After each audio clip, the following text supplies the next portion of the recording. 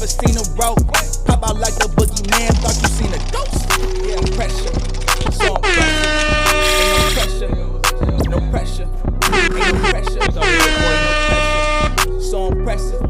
Yeah, I'm pressure. What is the big old deal, man? We are back with a little bit of more controversy, man. And right now, Tyler the Creator is going through it. We've been hearing about him. And a lot's been going on with him and his fan base, man. I don't know. We're going to see what's going on, man. Make sure y'all go ahead, like this video. If you get up in here, man. Shout out to the shout outs. Let's go.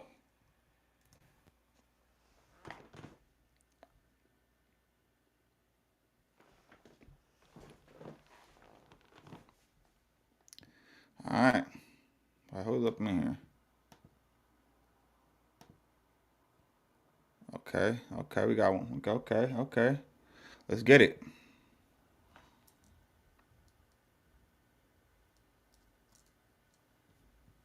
Now, Tyler the Creator is currently experiencing one of the harshest realizations any artist can face. The reality of the audience he built. If you've been on social media these last few days, you've probably seen Tyler the Creator's name getting dragged all over the timeline. A lot of people still don't understand what's actually happening right now, because this isn't just about a couple old tweets resurfacing. It's not even about a disrespectful comment section. It's really about what happens when your own fan base, the one that made you famous, grows into something you can no longer control. And Tyler is in the middle of that fire right now. In this video, I'm not only going to recap the drama, but I'm also going to show you guys why this moment is actually terrifying for any artist, but especially a black artist with a massive non-black audience, and why Tyler might be living through the exact consequences he spent the last decade trying to avoid. Now, Tyler the Creator is a name or face I think almost everybody recognizes by this point. He's been in the music game for over 15 years, ever since the early Odd Future days, back when he was loud, rebellious, and unapologetically weird. And over that time, he's gone on to build one of the most loyal and cult-like fan bases in modern music. However,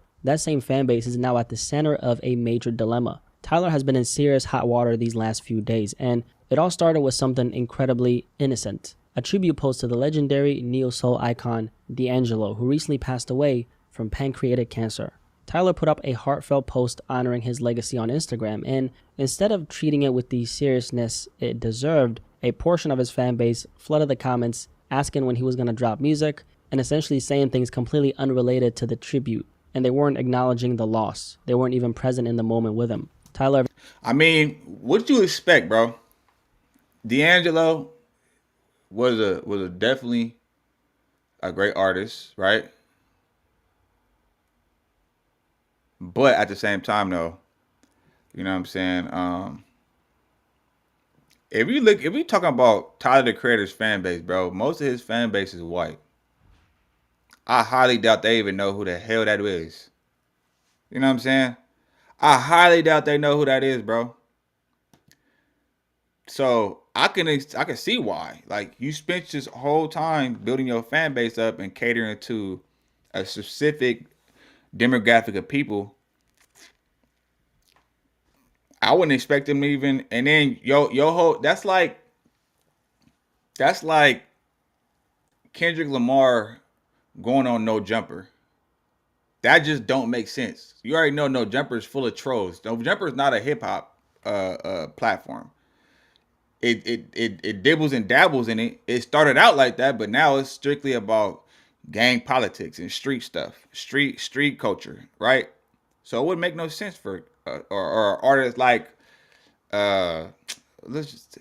Chris Brown or Drake or something. Like, come on, bro. Those two that don't even mix.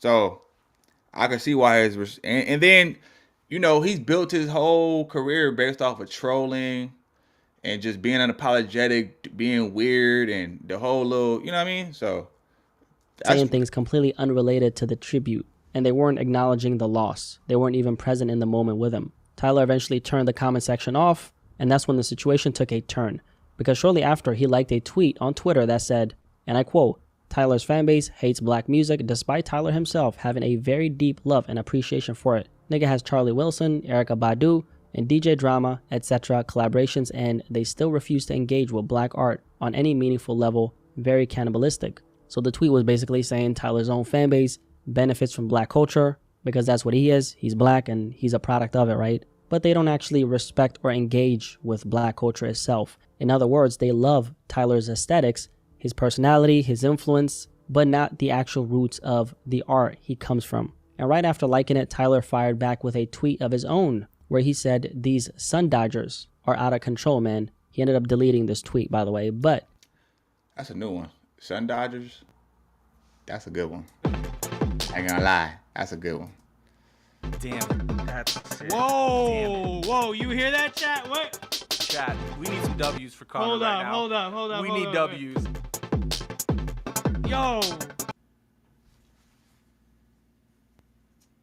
if you're not familiar with the term, it's another way of saying white people. Now here's where things flipped, okay? Because almost instantly, the spotlight turned back onto Tyler himself. The internet didn't just criticize the fans, they started scrutinizing Tyler's past. And it sparked a conversation about the exact type of audience he has cultivated. And the focus shifted from his fans are being disrespectful to, no, wait a second, you created them. A lot of the criticism was centered around this exact idea, that Tyler made this kind of behavior feel acceptable inside his own fan base. Because let's be honest, most of us remember the early Odd Future era. Tyler's music, his skits, even his tweets, that era of Tyler was extremely loud, edgy, and a lot of times offensive on purpose. And now those old tweets are resurfacing again, tweets that Tyler himself has actually been deleting in real time over the past few days. For example, here's one that started spreading everywhere. "I hate Black History Month. Why the F do you have to fucking separate niggas still?" Now, there are a bunch of other tweets that people started digging up, but that's just one that ended up going super viral.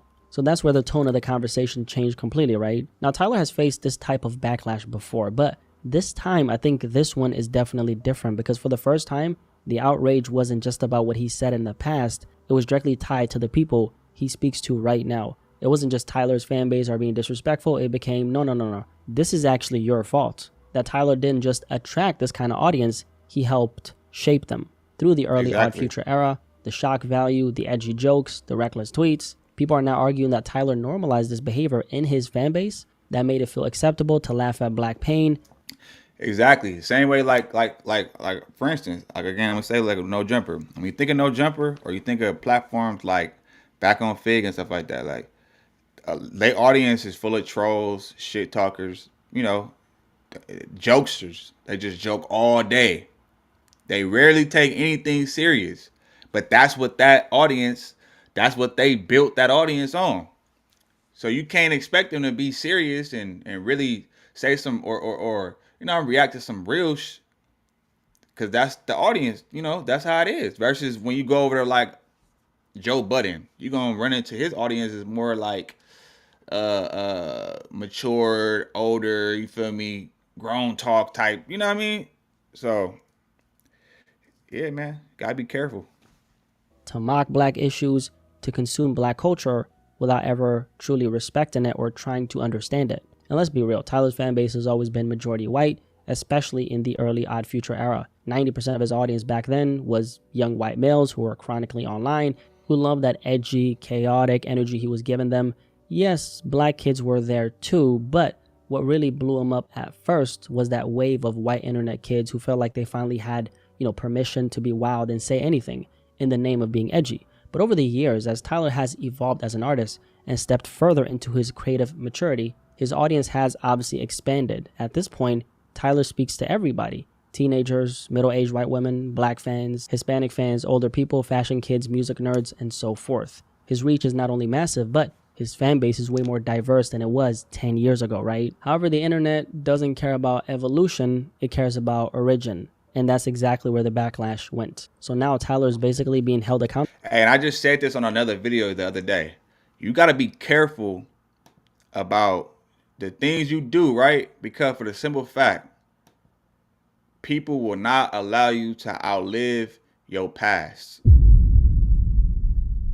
You can do all the growing in the world. You can mature, grow up, change your ideology, the way you think, the way you move, make better decisions, be more positive, whatever the case is. But for some reason, people will not people who know you already or who knew you, they'll just never let you outlive that past, bro. They'll keep on finding ways to remind you. We've seen it with multiple artists, man. And this is a prime example. It's not just with the women, but it's also with the males too. It's just people in general. That's why you got to be careful about decisions you make, especially when it when you're doing stuff on the internet because it's a digital footprint. And yeah, man. But let's go. Accountable for creating the very behavior he's now denouncing. People are calling him hypocritical, saying you can't complain about the same people who made you famous. And on the other hand, some of those white fans are looking at it like, wait, what? You made it okay for us to act like this, right? It's almost like a kid in a grocery store acting all wild, and the mom tries to suddenly calm him down, and the kid looks at her like, calm down, this is how you raised me. Except for the fact that these aren't 8-year-olds. These are people between, I would estimate, 20 and 26 years old at this point, maybe 18, 24, 26, somewhere there, if I had to make a rough estimation, right? Some of them have literally grown up on Tyler since 2011. They were 12-year-olds laughing at the edgy Odd Future era, and now they're fully grown adults. However, still wired the same exact way, and that's what's being exposed right now. So Tyler is now being forced to face the reality that's a very big part of his own creation. But at the same time, this isn't something he can fully control, right? These are real individuals making their own decisions about how they choose to show up, regardless of whether Tyler contributed to shaping that behavior during his younger years. The truth is, Tyler is 34 years old as of today, right? He's not the same man he was back then when Odd Future first blew up. He's evolved into something far more intentional, thoughtful, and artistically refined. Because like many black artists, Tyler didn't just make music. He became an entry point into black culture for an entire generation. And at the same time, he became a home for black kids who never felt like they fit anywhere. Too black for the white kids and too white for the blacks. Earl Sweatshirt said that once.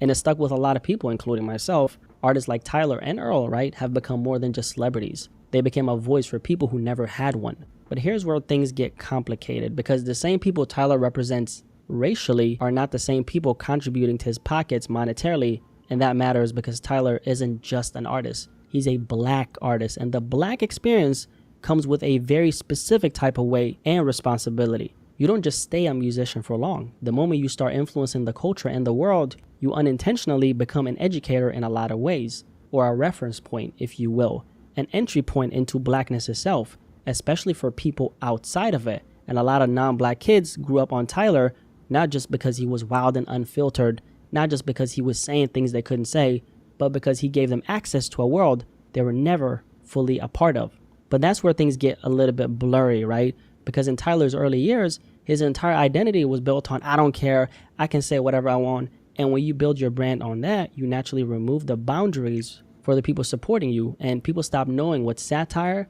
and what's an actual reflection of how you view your own people, right? And once that line is gone, they stop treating it like art and start treating the way you move like permission. And to Tyler's own Hey, shout out to this man's channel, man. This is actually a good breakdown. I ain't gonna lie. I'm over here like, this nigga got me like all like intrigued and shit, man. flaw, I don't think he fully understood the weight of that back then. He was just being himself. He wasn't trying to be a cultural ambassador. But as he evolved, his music evolved as well. And Flower Boy in 2017 was the turning point. That was the album where everything shifted for Tyler. Yep. The first time he fully embraced vulnerability, softness, introspection. And that was also around the time he seemingly came out the closet, right? With lines like, I've been kissing white boys since 2004. It marked the beginning of a whole new era. One where Tyler became the embodiment of the same freedom he once used to mock. And that's something a lot of artists struggle with. You lean into something early on to stand out, and you attract people who fall in love with that version of you. But later, when you grow and evolve, mature, a part of your audience refuses to come with you on that journey. So now the question becomes, to what extent should Tyler be held accountable for cultivating an audience like this in the first place? That's a question I have to you, because he doesn't really have the authority to control how they show up. That part of his fan base, in my opinion, is a virus he's never going to be able to fully contain. How I look at it is, at the end of the day, it comes down to the individuals who made the decision not to grow with him. And I generally believe a big portion of his audience, even if they'll always call themselves fans, will never actually evolve with him. They'll most likely permanently stay stuck in that era they discovered him in. Meanwhile, Tyler himself evolved far past their pace and far past their expectations. And in 2025, it's clear he's not even remotely the same person he was back then. So, we literally change as human beings on a day-to-day basis. Our habits change, our mindset changes, our identity shifting every single second, even our bodies on a cellular level, right? And Tyler's evolution as an artist has shifted completely from where he started. And he obviously knows that. But to his own right, he refuses to be caged into a version of himself he's already outgrown. And the truth is, Tyler is never going to be able to fully escape the accusations tied to the fact that he once mocked his own people back then, right? Even if you looked at it as he was trolling or if you looked at it as he was hateful, doesn't really matter, right? At the end of the day, he helped lower the boundary for how far his own fans felt like they could go. And the reality is, that is a part of his story, history now. No matter how uncomfortable that past may look in hindsight, at some point you still have to face the reality of your own creation, even if you're no longer that person anymore, right? And no matter how much criticism he continues to get, I truly believe this is a battle Tyler will always have to fight. And the only real way to fight it, if you ask me, is not by debating the internet, which he's obviously not doing right now, but it's by firmly reminding the world and himself that he is not the same man he once used to be. That's crazy. That was actually a good breakdown. I ain't gonna lie. Shout out to him. Yeah, man. What do y'all think? Let me know what y'all think in the comments, man. Let me know what y'all think in the comments. Make sure you like this video and subscribe to the channel. If you rocking with your boy, I'm gone. But seen a rope, pop out like the boogeyman, thought you seen a ghost. Yeah, pressure, so impressive. Ain't no pressure, no pressure. Ain't no pressure. He's over here recording. Ain't no pressure.